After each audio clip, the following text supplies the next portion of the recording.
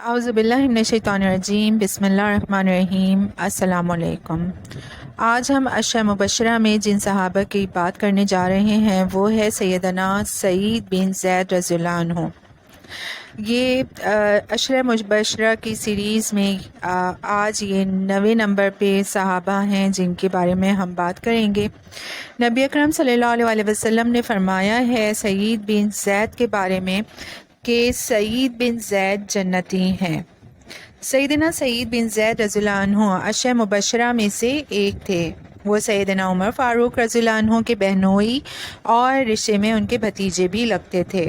ان کی بہن عاتقہ کی شادی سیدنا عمر فاروق رضی اللہ عنہ سے ہوئی تھی۔ وہ قریشی تھے۔ اللہ کے رسول صلی اللہ علیہ وسلم سے ان کا نسب نامہ کعب بن لوئی پر مل جاتا ہے۔ ان کے والد زید بن عمرو بن نفیل زمانے جاہلیت میں ان گنے چنے افراد میں سے تھے جو اعلانیہ طور پر بتوں سے برات کا اظہار کرتے تھے۔ انہوں نے بت پرستی سے دین ابراہیم کی طرف رجوع کر لیا تھا۔ زید بن عمرو اللہ تعالیٰ کی عبادت کے بغیر کسی واسطے کے کرتے تھے۔ ورقہ بن نوفل اور زید بن عمرو دونوں دین حق کے طلبگار تھے۔ ورقہ پہلے یہودی بنے پھر نصرانی ہو گئے، مگر زید نے حنیفیت کو ترجیح دی۔ ایک ایسے موحد باپ کے بیٹے سعید کو جو شروع ہی سے خوشبخت روح تھی، جیسے ہی اسلام کی دعوت ملی فوراً اسلام قبول کر لیا۔ سیدنا سعید رضی اللہ عنہ کی شادی سیدہ فاطمہ رضی اللہ عنہ سے ہوئی تھی جو سیدنا عمر فاروق رضی اللہ عنہ کی بہن تھی اور بڑی قدیم الاسلام تھیں۔ ان کی کنیت ام جمیل تھی۔ یہ بھی نہایت سمجھدار اور ذہین خاتون تھیں اور ان چند گنی چنی خواتین میں سے ایک تھیں جو پڑھنا لکھنا جانتی تھیں۔ نہایت پرعزم اور دلیر خاتون تھیں۔ سیرت نگاروں کے مطابق ان دونوں میاں بیوی نے اکٹھے اسلام قبول کیا تھا۔ اسلام لانے والوں میں ان کا نمبر 27واں اور 28واں بنتا ہے۔ سیدنا عمر فاروق رضی اللہ عنہ کے رعب کی وجہ سے ان کو حبشہ ہجرت کی ضرورت نہیں پڑی، تاہم جب دیگر صحابہ نے ہجرت کی تو ان دونوں نے بھی ہجرت کی۔ دونوں میاں بیوی نے اسلام کے لیے مختلف انداز میں قربانیاں دی۔ سعید بن زید رضی اللہ عنہ اپنی اہلیہ کے ساتھ ہجرت کر کے مدینہ آئے تو رفاعہ بن عبد المنظر کے مہمان بنے۔ غزوہ بدر سے پہلے جب قافلے کے بارے میں معلوم ہوا کہ وہ مدینے کے پاس سے گزر رہا ہے تو اللہ کے رسول صلی اللہ علیہ وسلم نے سیدنا سعید بن زید اور طلحہ بن عبید اللہ رضی اللہ عنہ کو اس کے حالات کا پتہ لگانے کے لیے شمال کی جانب روانہ فرمایا۔ یہ دونوں مقام حورا تک تشریف لے گئے اور وہیں ٹھہرے رہے۔ جب ابو سفیان قافلہ لے کر وہاں سے گزرا تو یہ واپس آئے۔ تاہم اللہ کے رسول صلی اللہ علیہ وسلم کو قافلے کے بارے میں معلوم ہو گیا تھا اور آپ بدر کو تشریف لے جا چکے تھے کہ یہ دونوں واپس مدینہ پہنچے۔ یہ بھی بدر کی طرف روانہ ہوئے، مگر اس دوران بدر کا واقعہ ہو چکا تھا اور اللہ کے رسول صلی اللہ علیہ وسلم واپس تشریف لے کر آ رہے تھے۔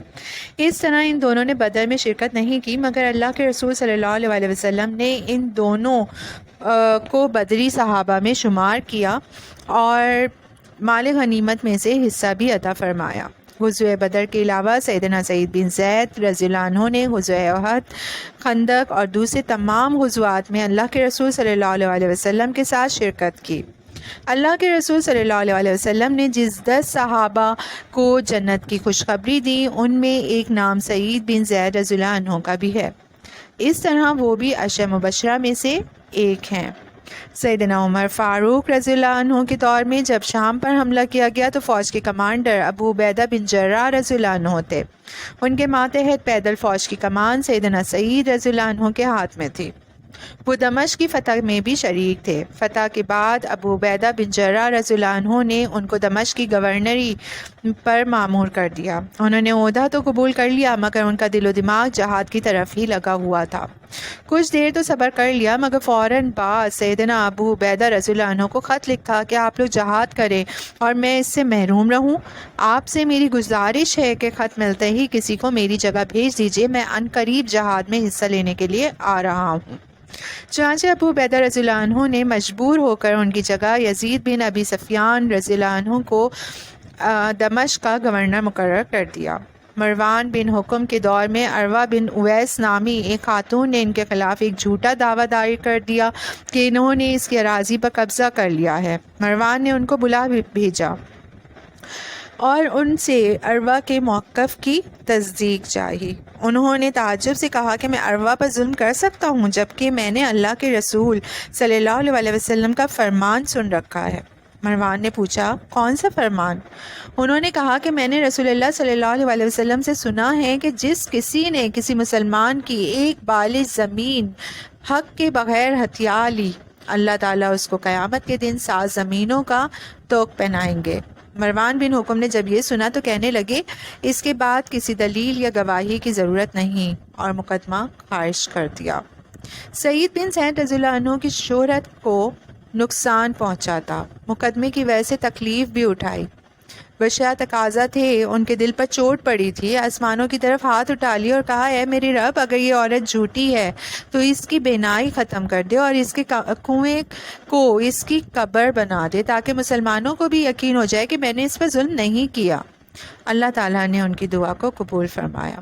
کچھ ہی دن گزرے تھے کہ عورت اندھی ہو گئی اور تھوڑی عرصے کے بعد ہی اپنے گھر کے کنویں میں گر گئی اور وہیں اس کی قبر بنی۔ امہات المومنین میں سے ایک نے وصیت کی تھی کہ میری نماز جنازہ سعید بن زید رضی اللہ عنہ پڑھائیں۔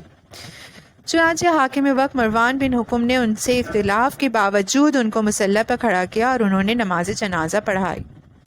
ایک دن سعید بن زید رضی اللہ عنہ نے سنا کہ ایک شخص اصحاب رسول صلی اللہ علیہ وسلم کو برا بھلا کہہ رہا ہے۔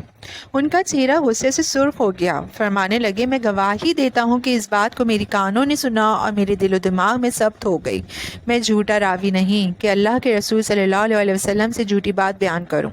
اللہ کے رسول صلی اللہ علیہ وسلم نے ارشاد فرمایا 10 لوگ جنت میں ہیں، ابو بکر جنت میں، عمر جنت میں، عثمان جنت میں، علی جنت میں، طلحہ جنت میں، زبیر جنت میں، عبد الرحمن بن عوف جنت میں، سعد بن ابی وقاص جنت میں، ابو عبیدہ بن جراح جنت میں، اور اگر تم چاہو تو میں 10ویں کا نام بھی لے دوں۔ لوگ ان کے پیچھے پڑ گئے، ان کو اللہ کا واسطہ دے کر کہنے لگے کہ اے صحابی رسول بتائیں وہ 10ویں شخصیت کون سی ہے؟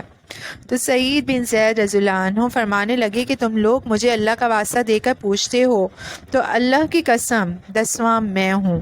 پھر فرمایا اللہ کی قسم، اللہ کے رسول صلی اللہ علیہ وسلم کے ساتھ کسی شخص نے کسی جنگ میں حصہ لیا یا حاضر ہوا اور اس کا چہرہ غبار آلود ہو گیا تو اس کا یہ عمل تمہارے ایک شخص کی ساری زندگی سے افضل ہے، خواہ اس کی عمر سیدنا نوح علیہ السلام کی عمر کے برابر ہو۔ سعید بن زید رضی اللہ عنہ کی عمر 70 برس سے کچھ زائد تھی۔ مدینے سے 10 میل دور عقیق کے مقام پر سن 52 ہجری میں ان کی وفات ہوئی۔ سیدنا سعد بن ابی وقاص رضی اللہ عنہ نے انہیں غسل دیا اور ان کی تجہیز و تکفین کی۔ وہ لوگوں کے ساتھ ان کی میت کو لے کر مدینہ طیبہ آئے اور وہیں انہیں دفن کیا گیا۔ ان کی قبر میں سیدنا سعد بن ابی وقاص اور سیدنا عبداللہ بن عمر رضی اللہ عنہم اترے اور انہیں آخری آرام گاہ میں لٹایا۔ اللہ تعالیٰ ان کی قبر پر کروڑوں رحمتیں اور برکتیں نازل فرمائے، آمین۔ اعوذ باللہ من الشیطان الرجیم، بسم اللہ الرحمن الرحیم۔ السلام علیکم۔ آج ہم عشرہ مبشرہ میں جن صحابہ